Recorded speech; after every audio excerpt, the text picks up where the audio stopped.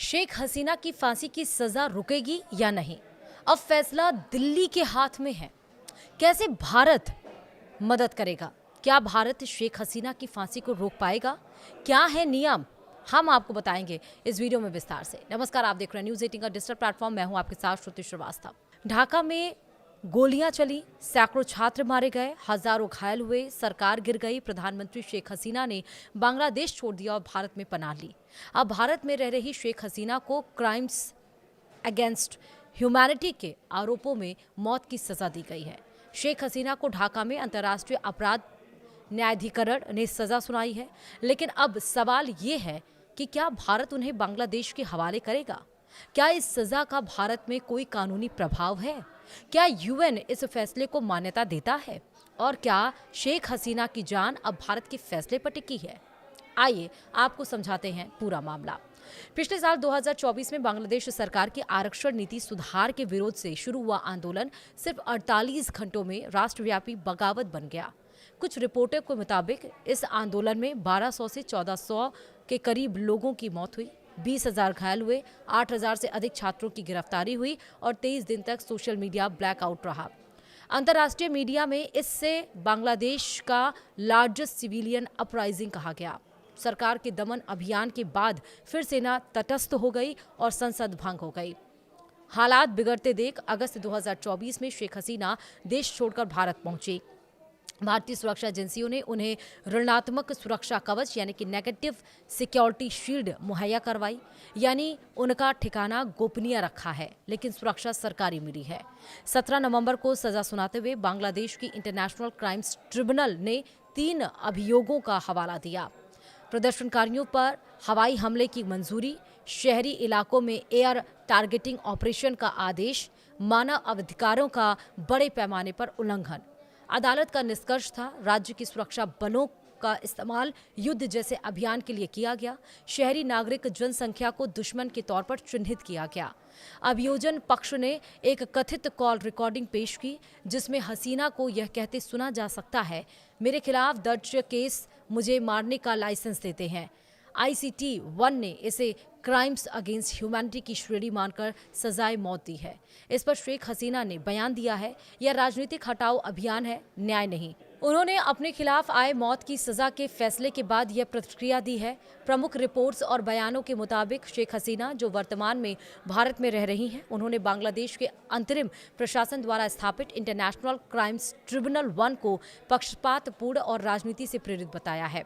उन्होंने इसे एक कंगारू कोर्ट और अपनी आवामी लीग पार्टी को राष्ट्रीय चुनाव में भाग लेने से रोकने के लिए राजनीतिक अभियान का हिस्सा बताया है। हसीना ने इससे मुकदमे को मान्यता देने से इनकार कर दिया है। यह प्रतिक्रिया उनके और उनकी पार्टी के रुख को दिखाती है कि यह फैसला न्याय पर आधारित न होकर राजनीतिक प्रतिशोध का नतीजा है। अब सवाल उठता है कि क्या बांग्लादेश की मौत की सजा भारत में लागू होती है? दरअसल भारत में कानूनी स्थिति स्पष्ट है। विदेशी अदालत की सजा भारत में लागू नहीं होती जब तक भारत की अपनी अदालत उसकी समीक्षा करके उसे स्वीकार न करे। मतलब भारत में बैठी शेख हसीना पर इंटरनेशनल कोर्ट ट्रिब्यूनल 1 की मौत की सजा का कोई प्रभाव नहीं है। सवाल ये भी है, क्या यूएन इस सजा को लागू करा सकता है? तो इंटरनेशनल कोर्ट ट्रिब्यूनल 1 एक घरेलू कोर्ट है। यूएन सिर्फ 2 अदालतों के फैसलों को लागू करवा सकता है, जैसे कि इंटरनेशनल क्रिमिनल कोर्ट और इंटरनेशनल कोर्ट ऑफ जस्टिस की ज्यूरिडिक्शन यूएन एनफोर्ड नहीं है। इसलिए यूएन भारत को शेख हसीना को सौंपने के लिए मजबूर नहीं कर सकता। सवाल ये भी है, क्या भारत कानूनी रूप से प्रत्यार्पण कर सकता है? भारत बांग्लादेश में एक्स्ट्राडिशन ट्रीटी मौजूद है, लेकिन भारत का कानून प्रत्यार्पण पर 3 सुरक्षा फिल्टर लागू करता है, जिनकी अलग अलग शर्तें हैं। राजनीतिक प्रतिशोध का जोखिम हो तो प्रत्यार्पण रोका जा सकता है। दूसरा, निष्पक्ष ट्रायल ना मिले तो प्रत्यार्पण को पूरी तरह ब्लॉक किया जा सकता है। तीसरा, मानवाधिकार उल्लंघन का खतरा या मौत की सजा का डर हो तो राजनीतिक शरण को प्राथमिकता दी जाएगी। भारत का एक्स्ट्राडिशन एक्ट कहता है, death penalty plus political reason is equal to extradition legally deniable, यानी भारत चाहे तो पूरी तरह कानूनी आधार पर प्रत्यार्पण को रोक सकता है। सवाल ये भी है, अगर भारत मना करे तो बांग्लादेश क्या कर सकता है? इस कंडीशन में बांग्लादेश कूटनीतिक दबाव डाल सकता है, जैसे कि सार्क, OIC यानी कि कॉमनवेल्थ जैसे अंतर्राष्ट्रीय संगठनों में शिकायत कर सकता है। UNHRC में भी मुद्दा उठाया जा सकता है, लेकिन इस सूरत में भारत के पास भी कानूनी सुरक्षा दीवारें हैं। मानवाधिकार शील्ड यानी कि ह्यूमन राइट्स शील्ड, राजनीतिक उत्पीड़न खंड यानी कि पॉलिटिकल प्रोसिक्यूशन क्लॉज, निष्पक्ष सुनवाई सिद्धांत यानी कि फेयर ट्रायल डॉक्ट्राइन। इसीलिए बांग्लादेश भारत को कानूनी रूप से बाध्य नहीं कर सकता, ये सारे भारत के पास है। शेख हसीना को बांग्लादेश को वापस सौंपने का असर बांग्लादेश में, मतलब ये सवाल है कि शेख हसीना को बांग्लादेश को वापस सौंपने का असर क्या होगा।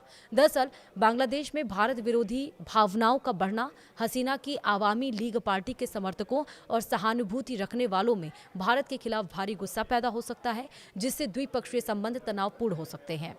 भारत शासन बदलता है का आरोप भी है, यानी कि ये भी है, इसका इफेक्ट होगा। विपक्ष और दूसरे समूह इस घटना का इस्तेमाल यह दावा करने के लिए कर सकते हैं कि भारत अपने पड़ोसी देशों की आंतरिक राजनीति और सत्ता परिवर्तन में सीधे तौर पर दखल देता है।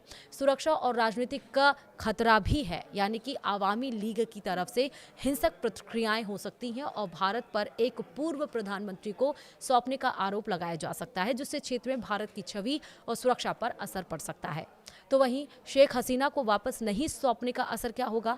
सीमा वाणिज्य पर प्रभाव पड़ेगा। दरअसल प्रत्यार्पण न करने का निर्णय दोनों देशों के बीच व्यापार, सीमा पार सहयोग और आर्थिक रिश्तों को प्रभावित कर सकता है, जिससे व्यापार की रफ्तार धीमी हो सकती है। दूसरा, सुरक्षा सहयोग में कमी, यानी कि राष्ट्रीय सुरक्षा और आतंकवाद विरोधी अभियानों में बांग्लादेश से मिलने वाला सहयोग प्रभावित हो सकता है।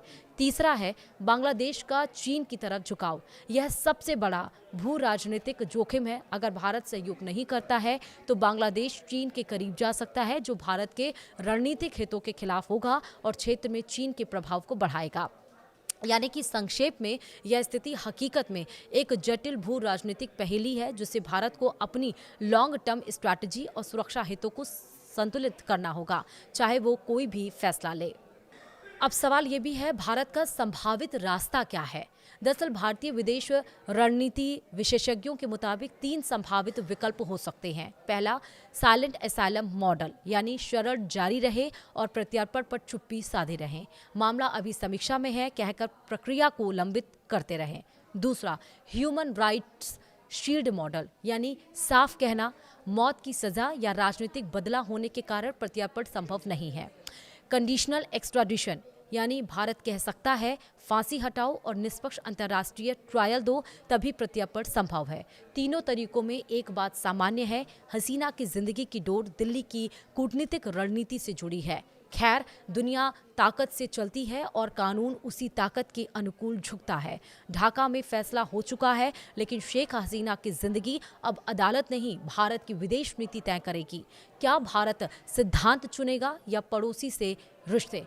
क्या राजनीतिक शरण कूटनीति आगे बन जाएगी? अगला अध्याय हम आपको इसी पर बताएंगे।